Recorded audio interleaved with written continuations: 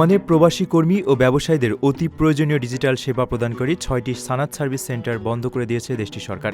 কেন্দ্রগুলো দৈনন্দিন কার্যক্রমে পরিচালন নীতিমালার গুরুতর লঙ্ঘন ধরা পড়ায় ওমানের বাণিজ্য, শিল্প ও বিনিয়োগ উন্নয়ন মন্ত্রণালয় এসব প্রতিষ্ঠানের লাইসেন্স বাতিল করে।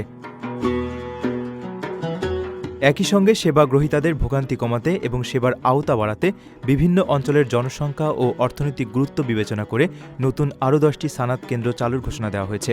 কর্মীদের ভিসা নবায়ন, সিভিল আইডির কাজ ও শ্রম মন্ত্রণালয়ের সেবা পেতে যেন কোনো ধরনের হয়রানির শিকার হতে না হয় সেটি নিশ্চিত করতেই এই পদক্ষেপ নেওয়া হয়েছে। নতুন 10টি কেন্দ্র অনুমোদনের ক্ষেত্রে যোগ্য ওমানি নাগরিকদেরই সুযোগ দিচ্ছে সরকার। বাণিজ্য মন্ত্রণালয়ের সানাত সার্ভিস সেন্টার বিষয়ক সহকারী পরিচালক ফাতি বিন নাসের আল মাহামুলি জানিয়েছেন, সাধারণ মানুষ যেন কোনো ধরনের ভোগান্তি ছাড়া সেবা পান সেটি নিশ্চিতে তাদের নজরদারি অব্যাহত থাকবে।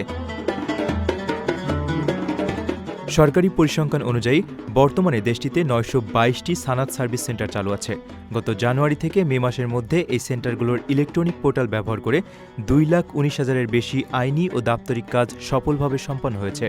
বর্তমানে এসব কেন্দ্র থেকে প্রবাসীদের প্রয়োজনীয় নানা কাজসহ মোট 390 ধরনের ডিজিটাল সেবা দেওয়া হচ্ছে।